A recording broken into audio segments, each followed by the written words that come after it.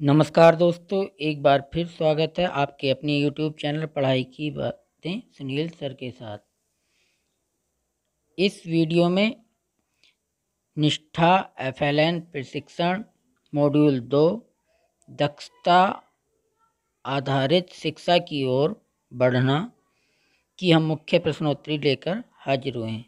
जैसा कि आप पहले से ही विदित हैं कि अब प्रशिक्षण में कुल 20 प्रश्न पूछे जाते हैं और उसके प्रश्नों के अगर हम 70% उत्तर सही दे देते हैं तो हमारा सर्टिफिकेट हमें मिल जाता है। लेकिन उसमें हमें मैक्सिमम 3 चांस ही अपने आंसर को रीडू करने के मिलते हैं। अगर हम 3 चांस में भी 70% प्रश्नों को सही उत्तर नहीं दे पाते हैं तो हमारा सर्टिफिकेट उपलब्ध नहीं होता है। इसलिए मैं इस वीडियो में आपके लिए मॉड्यूल 2 के अप्रोक्स 100% क्वेश्चन के आंसर लेकर हाजिर हुआ हूँ।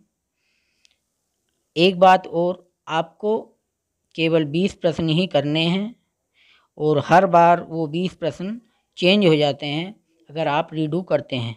तो इसलिए आप इस प्रश्नोत्तरी को पहले अच्छी तरह से याद कर लें, उसके बाद ही अपनी प्रश्नोत्तरी को हल करें। तो आइए शुरू करते हैं मॉड्यूल 2 की प्रश्नोत्तरी। पहला प्रश्न है,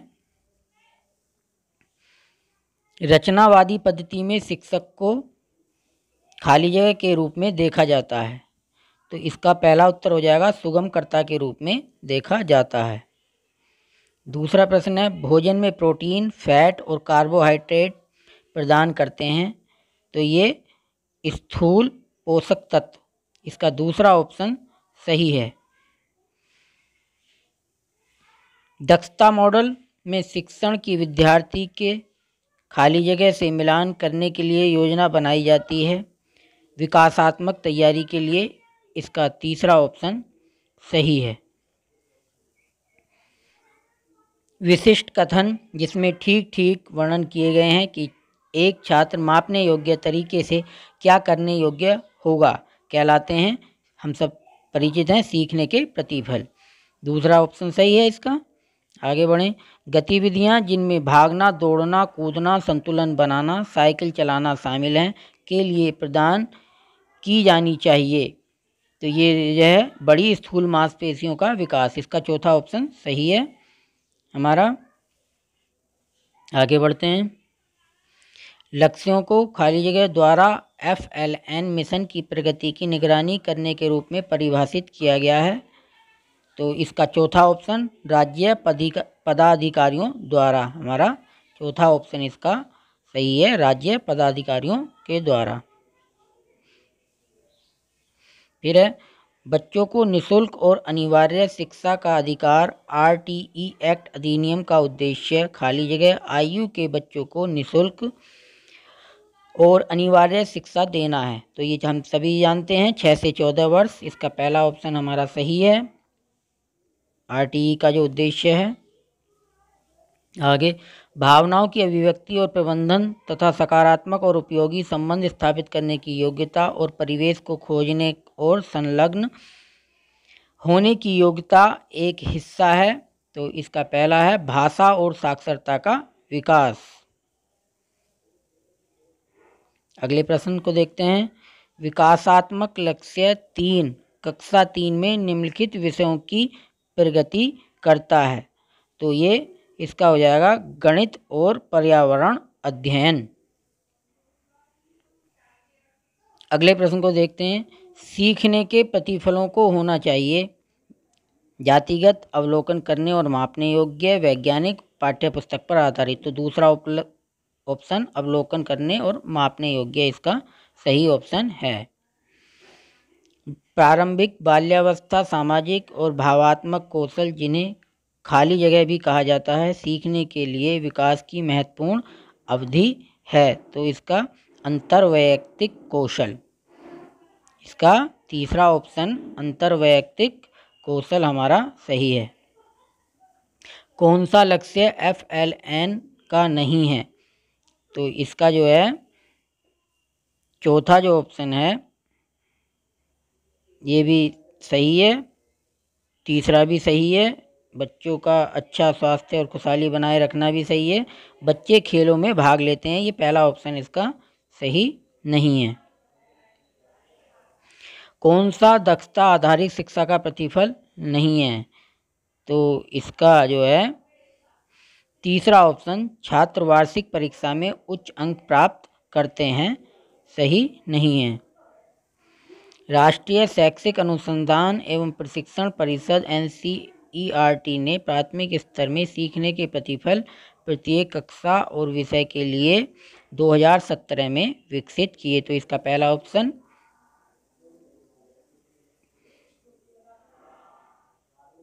इसका पहला ऑप्शन 2017 सही है।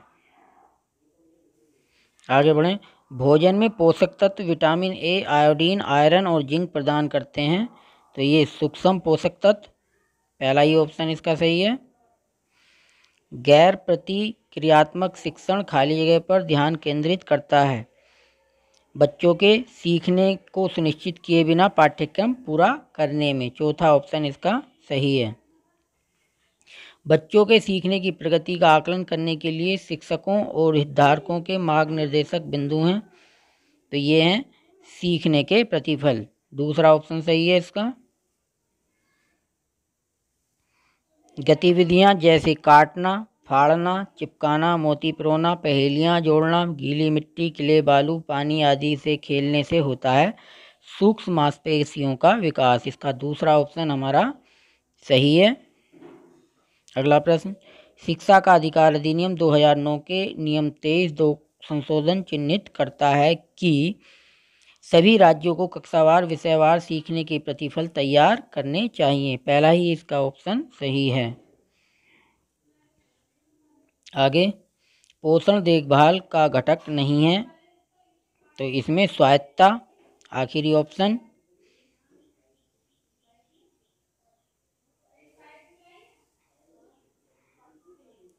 FLN का तीसरा वर्ष इस नाम से जाना जाता है, तो ये बाल वाटिका के रूप में, तीसरा ऑप्शन इसका सही है, जाना जाता है, बाल वाटिका के रूप में जाना जाता है। एक दैनिक चर्या में बच्चे के समग्र विकास के लिए 3 विकासात्मक लक्ष्यों को संबोधित किया जाना चाहिए, तो इसका पहला ही ऑप्शन, एक एकीकृत तरीके में जाना चाहिए, पहला ही ऑप्शन इसका सही है। बुनियादी साक्षरता और संख्या ज्ञान की रूपरेखा को विभाजित किया गया है, तो ये 3 विकासात्मक लक्ष्यों में विभाजित किया गया है, चौथा ऑप्शन इसका सही है। प्रत्येक दक्षता को एक नंबर कोड खाली जगह के लिए दिया गया है, तो इसका सरल पहचान करना और संदर्भ के लिए दिया गया है, चौथा ऑप्शन इसका सही है। जिस शिक्षण में बच्चों की सीखने की आवश्यकता को पूरा नहीं किया जाता, केवल पाठ्यक्रम को पूरा करने पर ध्यान केंद्रित किया जाता है, उसे कहा जाता है गैर प्रतिक्रियात्मक शिक्षण, तीसरा ऑप्शन इसका हमारा सही है इस प्रश्न का।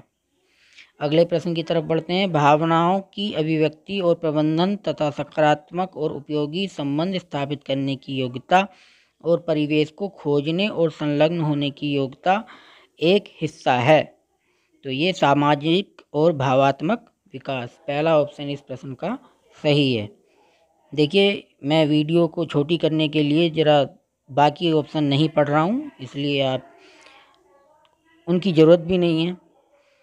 FLN फ्रेमवर्क में सीखने के प्रतिफल व्यवस्थित हैं आभासी रूप से, पदानुक्रमित, सर्पिलाकार या बेतरतीब, तो सर्पिलाकार रूप में इसका हमारा जो है ये तीसरा ऑप्शन सही है, सर्पिलाकार। अगला प्रश्न है, विकासात्मक लक्ष्य 3 तथा कक्षा 3 में निम्नलिखित विषयों की ओर प्रगति करता है, तो ये गणित और पर्यावरण अध्ययन, इसका तीसरा ऑप्शन सही है। अगला प्रश्न है, दक्षता आधारित शिक्षा प्रणाली में आकलन का प्रयोग होता है, तो इसमें होता है विद्यार्थी और शिक्षकों के लिए मार्गदर्शन साधन के रूप में, इसका तीसरा ऑप्शन हमारा सही है। फिर सीखने के प्रतिफल एक विशेष कक्षा और विषय के लिए प्रतिचित्रित करते हैं, पाठ्य पुस्तकों को, प्रयोगों को, पाठ्यचर्या को, तो इसका तीसरा ऑप्शन पाठ्यचर्या को हमारा सही है।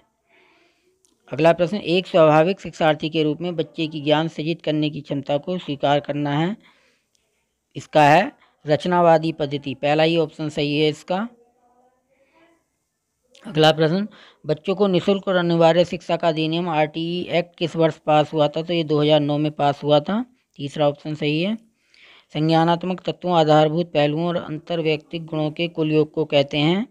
तो इन्हें दक्षता कहते हैं, पहला ऑप्शन ही सही है हमारा। दक्षता आधारित शिक्षा में आदर्श आकलन किया जाता है, तो पूरे वर्ष भर चलता है ये, इसका तीसरा ऑप्शन हमारा सही होगा। डैश के अंत तक बच्चे सीखने के ऐसे तरीकों के आदी हो जाते हैं जो जीवन पर्यंत चलता रहता है, तो ये कक्षा 3 के अंत तक, तीसरा ही ऑप्शन इसका हमारा सही होगा। बच्चों का अच्छा स्वास्थ्य और खुशहाली बनाना इस बात पर ध्यान केंद्रित नहीं करता कि स्वास्थ्य, स्वच्छता और सुरक्षा, शारीरिक और गत्यात्मक विकास, तो इसका चौथा ऑप्शन है भाषा और साक्षरता पर, हमारा चौथा ऑप्शन इस प्रश्न का सही है।